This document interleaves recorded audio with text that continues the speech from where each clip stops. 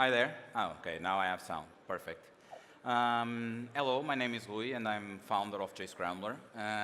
With me and remotely from San Francisco on this corner is Pedro Fortuna. Pedro Fortuna will be doing the presentation, and I will be mostly his hands, and I'll be helping him. Pedro, can you speak? Hello? Perfect, we can hear you. I'll mute my All side right. so you can get started. Hello, everyone. Good afternoon and good morning to me. I'm Pedro Fortuna. I will be presenting protecting crypto exchanges from a new wave of man-in-the-browser attacks. So a little bit about me. I'm founder and CTO of JScrambler. I've mostly worked in security for the last 15 years or so.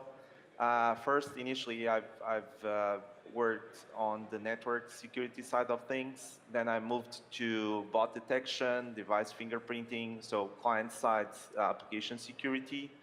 Eventually, that led to working on JavaScript code protection, and that's what I have been mostly doing in the last few years. But anything related to man-in-the-browser Trojans or malicious extensions or client-side attacks, I'm certainly interested. So for today, I'll cover mostly the topic about man-in-the-browser Trojans and attacks against crypto exchanges. Then I'll go through all the defenses of a few crypto exchanges. Then we'll focus on a recent wave of man-in-the-browser attacks against Coinbase and blockchain.info. And finally, we'll demonstrate our approach in solving this problem called application real-time monitoring. So what is a man-in-the-browser? It all usually starts with someone getting a phishing email and clicking on some link. They totally shouldn't do that, but as we all know, if enough people get these emails, a percentage of those users will actually click on the links. They will get infected. So from that point on, they will have some sort of Trojan in their devices. And man-in-the-browser Trojans, they are specific and they carry a list of what we call web injects. So web injects is what you're seeing right now on the right of the screen. So you have a URL that is being targeted. You have a specific reference in the page that the Trojan will look for injecting something. Then you have the injection, and then you have something that you can include afterwards. So how this works is the web inject or the Trojan just waits out for the user to visit a targeted website. And once they do, the target website obviously returns a valid page. But just before being rendered on the device, the man-in-the-browser Trojan will actually inject the piece that you've seen before, and what ends up rendering in the user's device is a modified page. So it all boils down to the device is compromised. It doesn't matter if the website has done a good job getting rid of vulnerabilities. All it matters is that the Trojan has full control of the device and is able to fully modify the client-side code of the targeted website. This is a quick definition I like from OWASP. It's basically what I just said. So a Trojan intercepts all the requests between the browser and the browser security mechanisms. Is sniffing the code, modifying transactions, modifying the code. But most importantly, the final part of the definition is this all happens even when other authentication factors are in use. So what this means is that the Trojan actually doesn't care about authentication at all, because the user is usually driving the navigation, and the user really wants to go to that web page and authenticate himself. And so the Trojan just waits out for the user to authenticate. So in this table, you can see what are the main capabilities that you can find in Trojans. So most of the Trojans, they support form grabbing, so they are able to collect any information stored, entered in forms, and they are able to do web injects, which I already told about. We can find other features like keylogging, remote access, so they can see your screen, they can even control your screen in some situations. But there's one or two that are also able to strip out HTTP headers from responses, and this is an important aspect I will come to later. So in the last few years, we had a lot of known attacks, but this is only the surface. Who knows how many attacks have went undetected? Usually it's very hard to detect this type of fraud. But to mention a couple of cases, in 2014, we have the Drydex strain that was able to collect up to $40 million just by deviating funds from user accounts using man-in-the-browser attacks. And before that, we had like institutions like NASA that got like around 160 devices infected. And so it's not only the financial risk, but also the type of and sensitivity of the information that can be exfiltrated using man-in-the-browser Trojans. So when we were working in this research project, we asked ourselves, how secure are crypto exchanges against this type of attack? So we proposed ourselves to do a little survey on crypto exchanges security features. But the problem is there are too many. There are over 100 exchanges in the world, and this number keeps growing.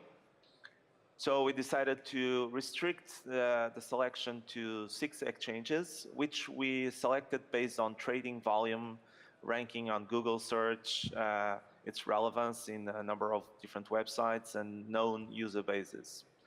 So we selected these 6 crypto exchanges: Binance, Bitfinex, Bitrex, Coinbase, Huobi, and Kraken.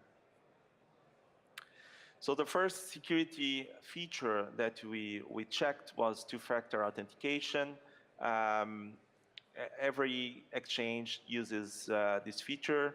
It makes authentication stronger by frustrating attacks that only compromise a single channel. So you always have to confirm certain things using a second channel. Common examples are SMS or using a mobile device application like Google Authenticator, or even a physical hardware gadget like FIDO or U2F.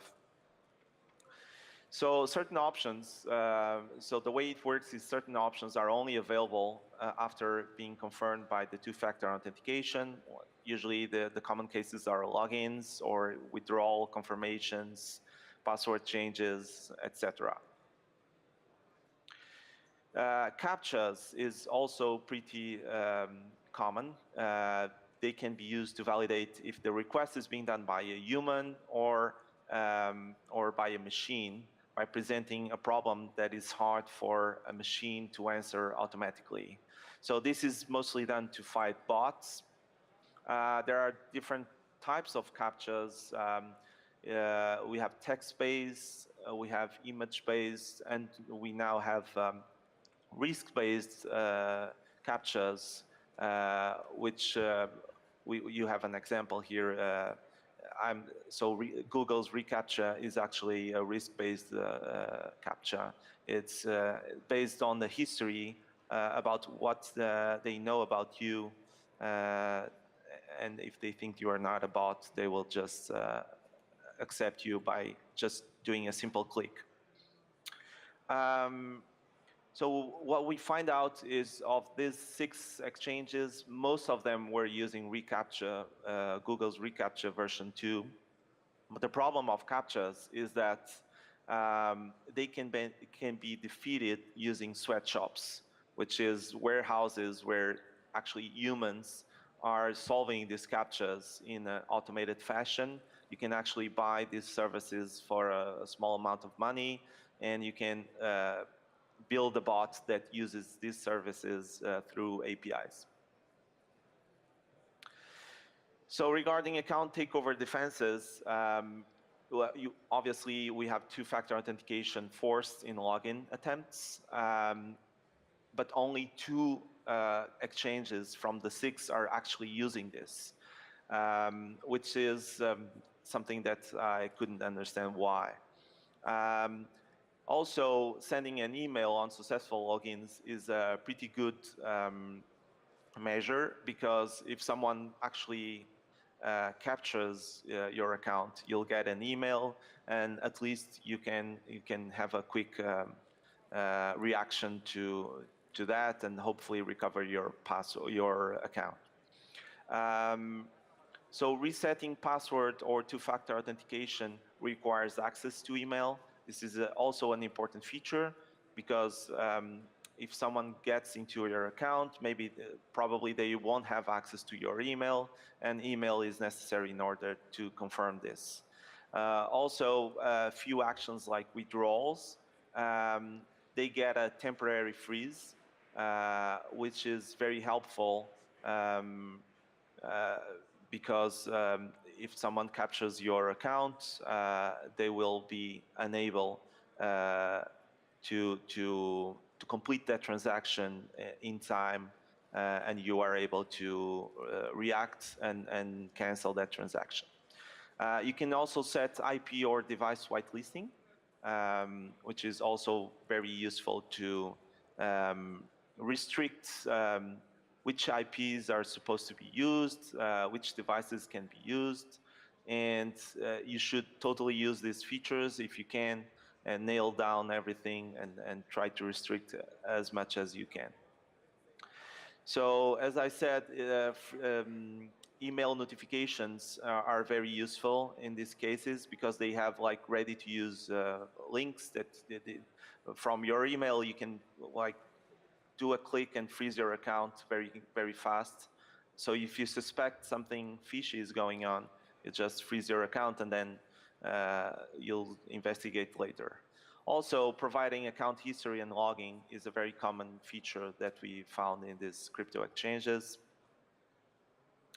We also have withdrawal protections. So like I said, resetting the password freezes the account or withdrawals from 24 hours to 15 days in the most extreme cases. And that depends on the exchange and also the amount of funds. You can also lock or disable withdrawals for crypto coins that you don't trade. This is, again, something that you can lock down and restrict as much as you can, and will reduce the attack surface. You can also use a whitelist for withdrawals. This is a very good feature. Perhaps you only use one address for withdrawals. You should put that address there, and basically touching this whitelist will freeze the withdrawals, for example, for 5 days. And you also get a warning in your email. So actually, this is a very good feature in terms of security. The problem is that in some cases, like Coinbase, you can actually disable this feature without even forcing two-factor authentication. So what happens is, even though they have this feature, there is a path into completely bypassing this feature in those crypto exchanges, and that's bad. That's why you need to do a very good threat modeling to understand if you are leaving a path that will reduce the amount of security that you have in your website. Again, you can do whitelisting of IP and devices. So all IPs and devices need to be approved, and in some cases, they impose a minimum delay of 24 hours before being allowed to use the new IP or device. In some cases, we also saw tamper-proof confirmation. So what happens is, while doing the transaction, you are shown this secret phrase that you set in your account.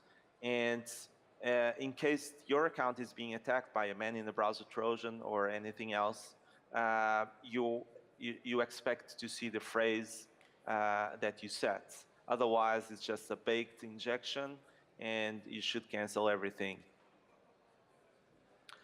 Some exchanges also have anti-phishing defenses. For instance, you can set a phrase that will be sent to you by email. And if you don't see that phrase, that means that that email might be a phishing email. Bitfinex allows you to encrypt the emails you receive from them with PGP, which is also a very good feature. And a few exchanges show you or warn you or remind you that you should look to the padlock in your browser and make sure that the certificate is valid. So this is just an awareness type of feature. Then content security policy. This was probably the one that I was most unpleased with because we realized that half of those crypto exchanges are not using content security policy at all. And this was surprising because you kind of think about crypto exchanges as being in the forefront of using every type of security that you can think of. So I was expecting all of them to be using CSP and being pretty advanced at it. But in reality, only half of them were using CSP, and even that half was using CSP wrongly. So what happens is that CSP can be used to whitelist domains to which your website from which your website can load resources or scripts. But that's a first generation content security policy. So, and right now that's considered to be a bad practice. And all of them, all three that were using CSP were using whitelisted domains. And my friends Michele Spagnuolo and Lucas Weichselbaum from Google, they did this huge research where they went through, I think it was the top 1 million websites in Alexa, and from all the websites that they saw that they were using content security policy, around 94% of those were using whitelists that were bypassable. So it means that using whitelisted domains doesn't work at all. Also, we have seen like them allowing unsafe eval, unsafe inline scripts, and not using base URI. So these are common mistakes, or at least things that you should block to make your client side more secure. What I really recommend is that if you are using CSP or considering using CSP, you can use the CSP evaluator tool, and you can run that against your website, and we'll actually give you pretty good advice on if you are doing things correctly or not. This is the final comparison of all the 6 crypto exchanges that we've looked at. And this is our evaluation of how good they are doing. So looking at the green, so green means that they are doing something positive, and red means the opposite, of course. And so from this picture, you realize that Bitfinex is probably one of the most secure of the group, and you're right. But at the same time, they are not using CSP at all, and they are allowing framing of their website from within their websites. And later on in this talk, I will explain you why this is bad. Also, from the 6, it was the only one doing text-based CAPTCHA, which is weird because we kind of thought that no one was using text-based CAPTCHAs anymore because they are weak. But yeah, so most of them are using CAPTCHAs, two-factor authentication. They have a lot of different features for withdrawing and freezing accounts when you do something. And this is the thing that is funny. Coinbase is one of the biggest crypto exchanges in the world. But looking at this table, it really seems that they are one of the weakest in doing security as well. All right.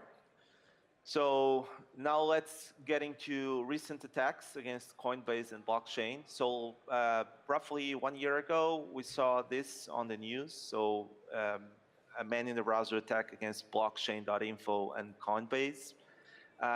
Immediately, we were very interested. So, and this news, they came from a research from a couple of malware researchers from a security scorecard, Doina Kosovan and Katalin Lita. So in their white paper that they published, they presented some information on this attack. It was a Zeus Panda strain. It was targeting Coinbase and blockchain.info, but many more websites like financial and banking. And from the reports, from the white paper, we could see a little bit of information on how the attack was working. So this is the first stage Webinject.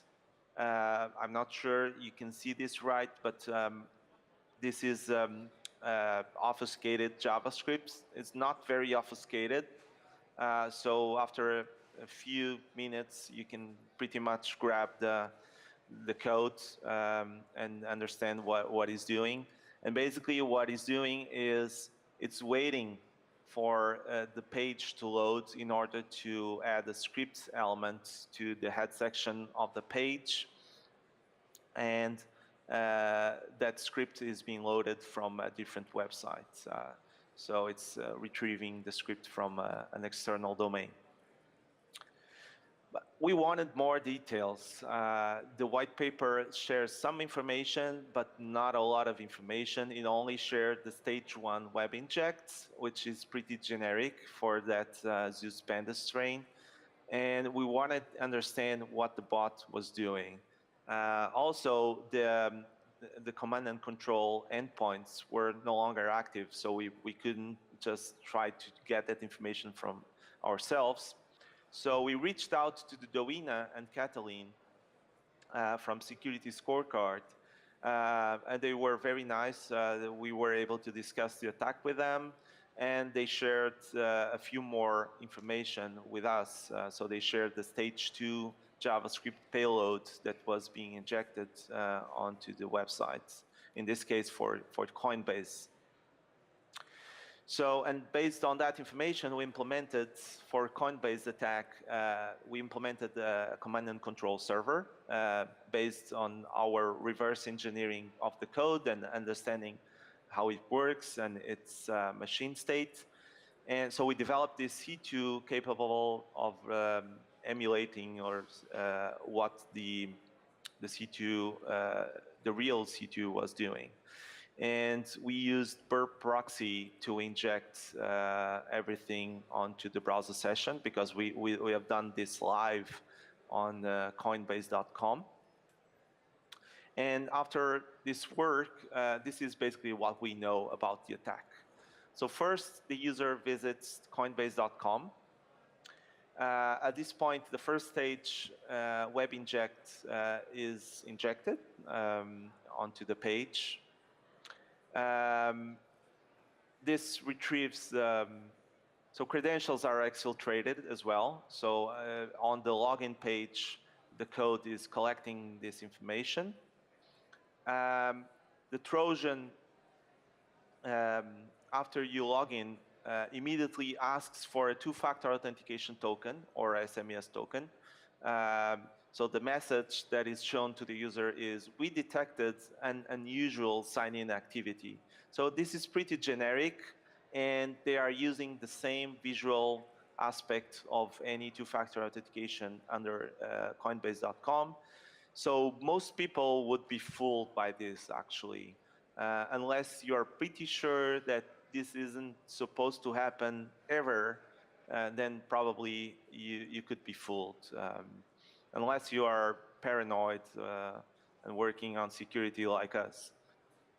All right, so what happens next is the person gives away the two-factor authentication token, and using that two-factor authentication token, the attacker triggers the downgrades of the security settings. So it loads the security settings page in an iframe. And this is one of the weird things about this attack. They were using a visible iframe. So you could actually see side by side with the page that you were at, an iframe loading the settings page. So this was one of the indications that we got that this attack wasn't finished. So they were still working on the attack, and they were trying out the code. And somehow the code leaked, and the attack leaked, and it got through. But it's pretty easy to hide that iframe, and it would be very stealthy. So, and this is only possible because, like I said before, the website was allowing iframing of their own pages from inside their web page. And this is something that you should disallow precisely because any injection will be able to load other parts of your website invisibly and do something with it. So in this case, what they were doing was loading the security settings page and setting so disabling the two-factor authentication for any transaction, which is pretty insecure. So then next, the Trojan also disabled access to the security settings page. So if you want to go there to check what settings are, you'll be presented as something went wrong. Please try again later. And this is it. So basically, the next part was not available, so, but it could easily be implemented. So we actually saw some codes for doing transaction, so exfiltrating the funds out of the account, but this part of the code was disabled. So like I said, there was evidence that the attack was being worked, it wasn't finished at the time. All right, to replicate this attack, this is how we've done it. So, so this is the Coinbase website, and on the client side, so on our laptop, we are running burp proxy. So we are proxying every request and response from the Coinbase front end to the Coinbase backend. It applies the Webinject, so it applies what the man in the browser Trojan would be doing if we were infected. We are also stripping content security policy and X-frame options headers. We have done this because after the attack, actually Coinbase implemented or disabled the iframing inside their website. So we suspect that they've done this as a reaction to this precise attack. So in order to replicate the conditions at the time of the attack, we had to strip these headers. And so when the injection runs on the Coinbase front-end page, it sends the data to our C2 implementation. So now let's see the demo. So this is burp proxy, and we are injecting the first stage Webinject. So this is actually the very same lines that you have seen before. Okay.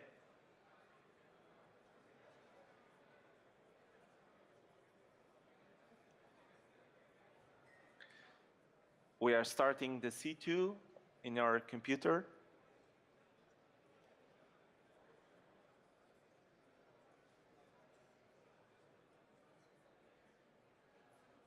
And now we'll navigate to Coinbase and do a simple navigation, a simple utilization of the website.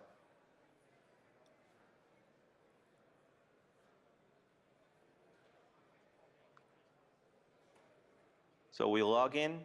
The script is already being injected. At this point, this login form, they injected a button on top of the sign in button. And once you click that top button, they will exfiltrate your credentials. Whenever you log in, the Coinbase also requested two-factor authentication.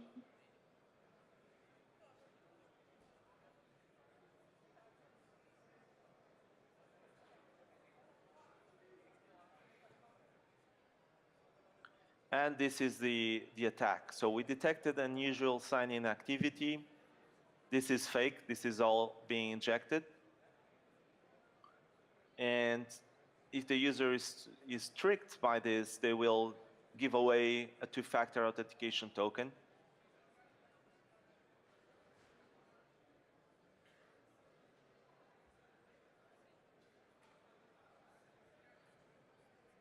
That's what we are doing.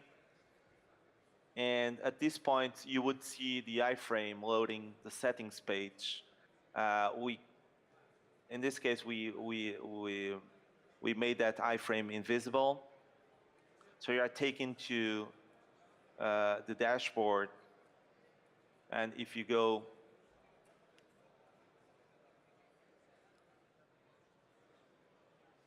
to the security settings, you are presented with something went wrong. Please try again later. Okay, so it's pretty hard to know what happened because, well, it's all happening in Coinbase.com, and usually you are not trained to suspect that the code that you're running is not working out. Okay, so now let's log in again.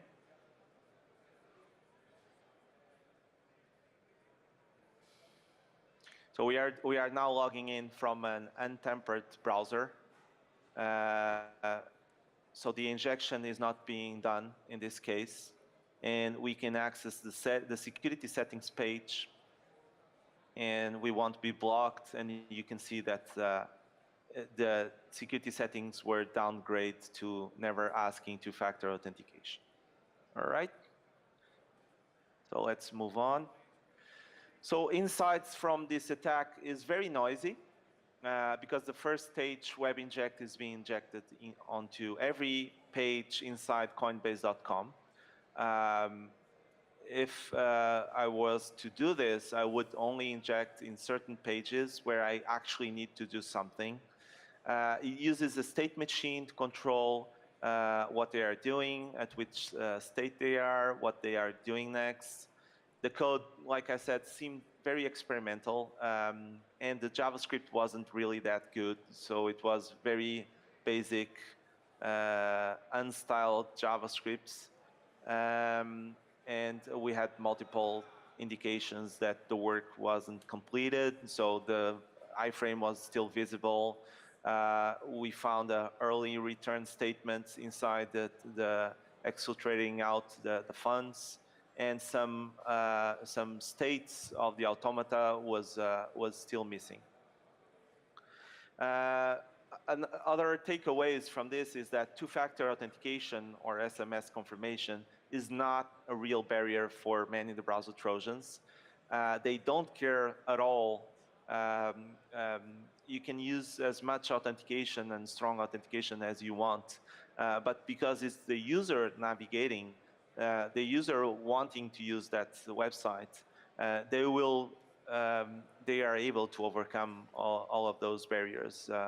And the Webinjects only wait out for the right moment to do the tampering. And also, having to use so many things to confirm everything and freezing the account and all of that just hurts usability. And it's still vulnerable to man-in-the-browser attacks. And yeah, so since this attack, Coinbase, we assume, has disabled iframing, but that's only one step. There are other ways of doing this. You have multiple ways of loading pages invisibly, and you can also, they could also wait for the user to go to the security settings page and then do the modification then. So there are other ways of doing that. One of the recommendations for mitigating man-in-the-browser is actually running a live distro, but that, in my opinion, would be hurting the usability even more. If I have to use a live distro whenever I want to use a website, then I will pretty much quit at that moment. So there must be another way to deal with this type of threat. And this is where we get into the work that we have been developing in the last couple of years. We call the approach application real-time monitoring. And this is how it works, more or less. So we have a... Wait a minute, Pedro, because half the screen died just now. Okay. Now all the screen died right now. So should I reshare my screen? No, no, no, it's not your fault. It's really this screen on my back.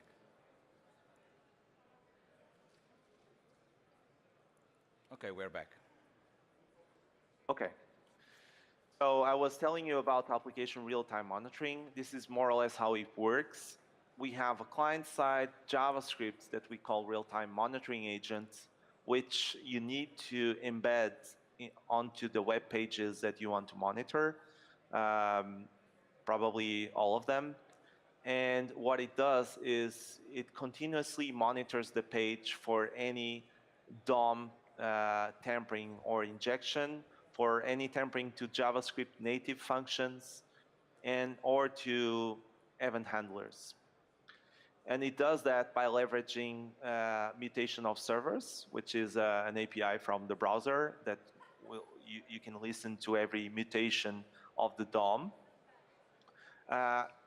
We also apply checksumming to certain parts of the page, and we also have a couple of different poisoning detection techniques that we are using.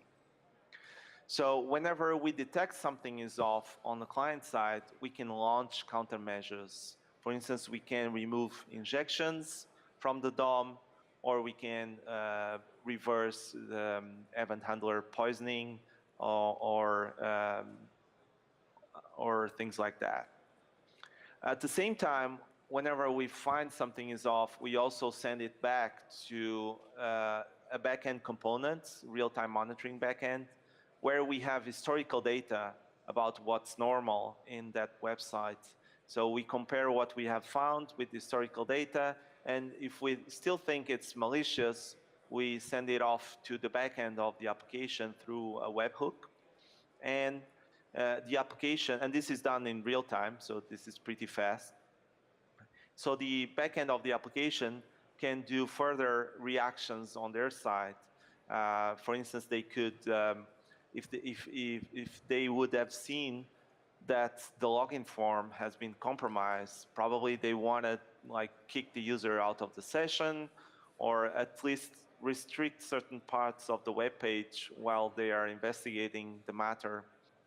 So all of that is possible, and they can use this information, this stream of events, to take decisions. So they can set policies on their end.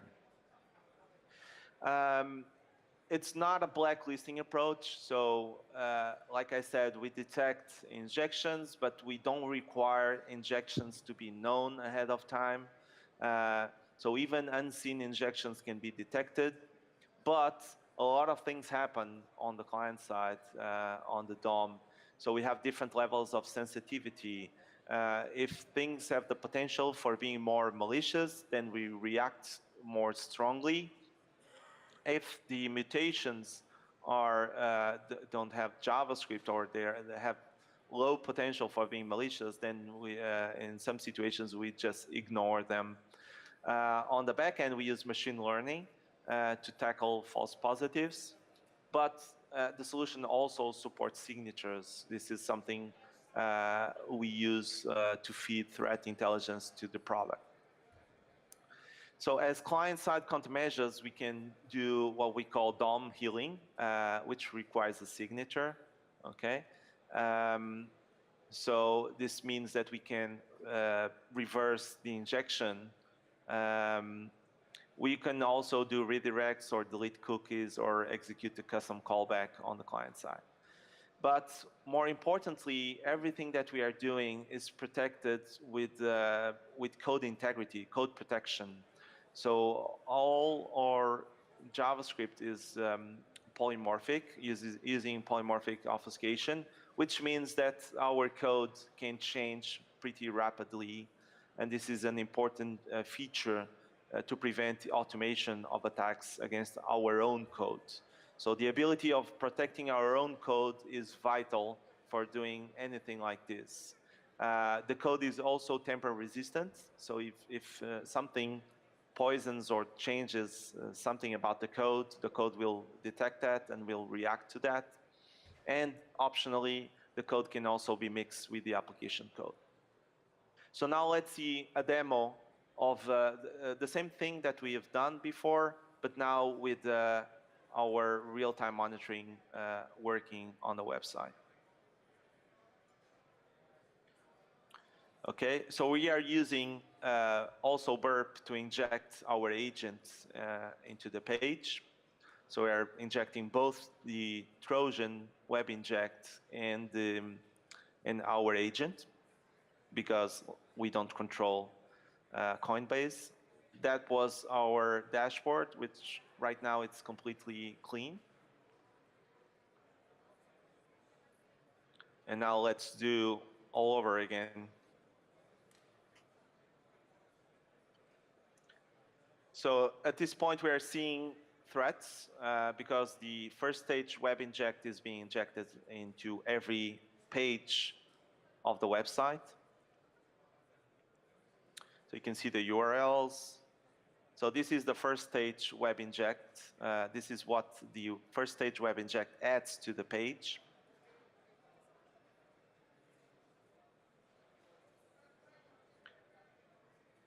And again, okay, this is a div that is created. Now let's log in.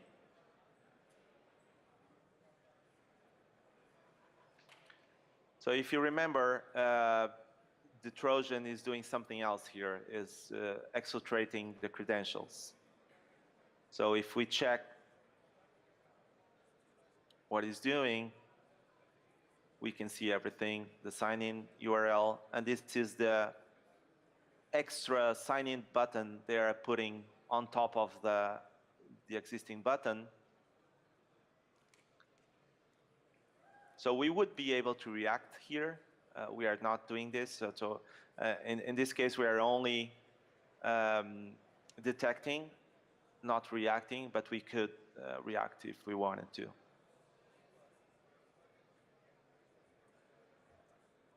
So this is the normal two-factor authentication verification that you need to do whenever you log in.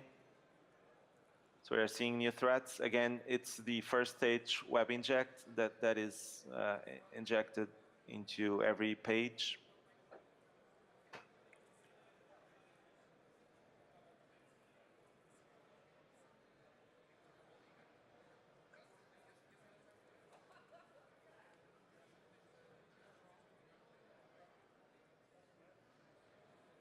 And this is the part where the Webinject asks for a two-factor authentication token.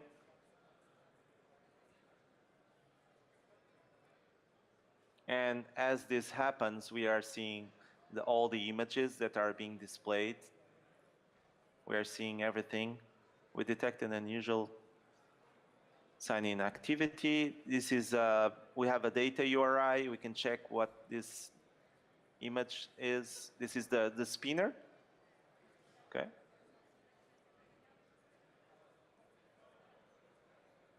Let's see what else we have here.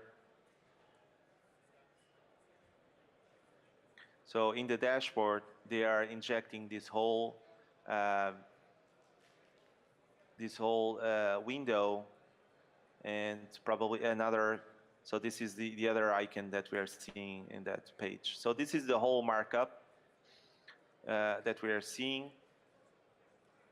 And we would be able to remove this if we wanted to.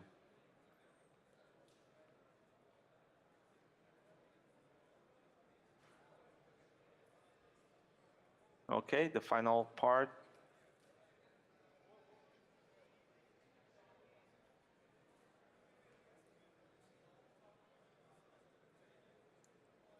We are in the dashboard.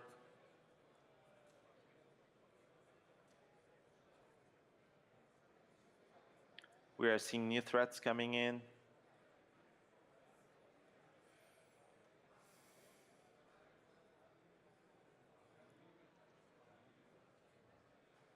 And now we'll go to the security settings page, and the attacker will remove all the contents of that page and will replace that by the error message.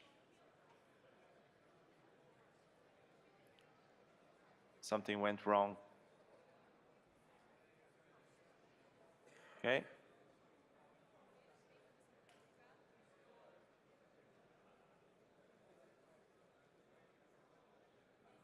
So subtree removed from the page. Let's see what has been removed. And this is the whole content of the page that has been removed. So we can spot that as well. We would be able to launch a countermeasure, redirect to a certain URL, or just warn the application that this is happening. And this is it. Okay, so as to wrap this up, so what this means is that crypto exchanges are becoming targets. It's far too appealing for attackers because, as you know, crypto can be, if it is stolen, it's basically anonymous.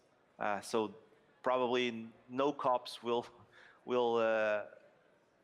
try to run and catch those crooks, and it's basically untraceable, right? So it's far too appealing, and people can have very large amounts of money. And once those crypto coins leave your wallet or your crypto exchange, they are gone. So you cannot recover that. So it's very appealing. So these attacks can be seen as warnings. So like I said, it's uncompleted work. It wasn't very good work as well. Probably it didn't steal any money as far as we could tell, but it doesn't. It's still a warning because someone will get it right, and we'll start to see man-in-the-browser attacks against crypto exchanges more often.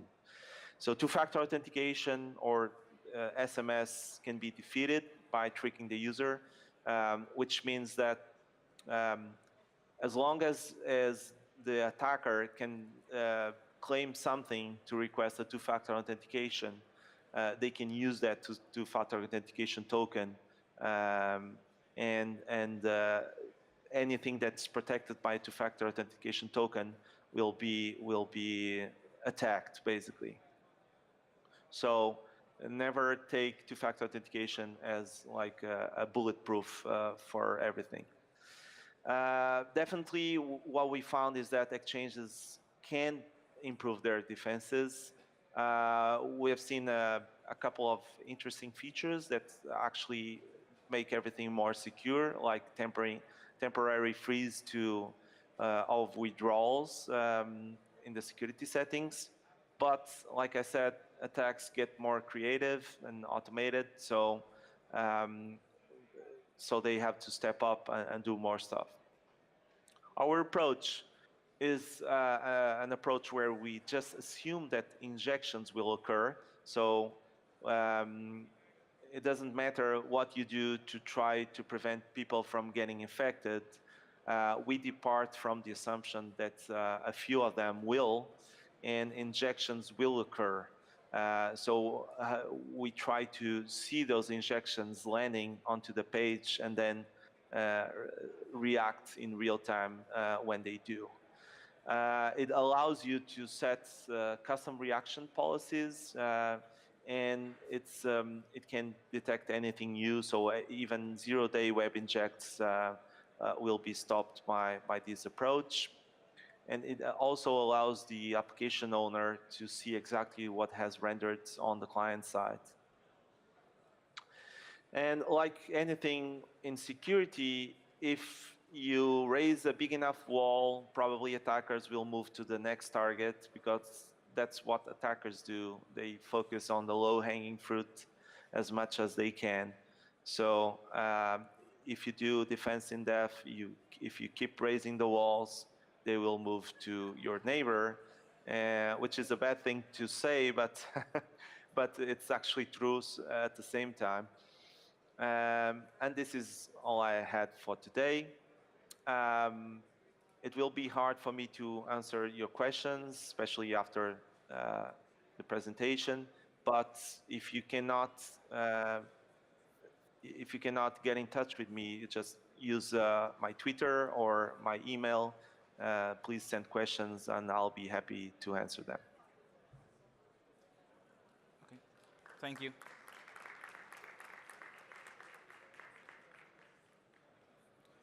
Obrigado, Pedro.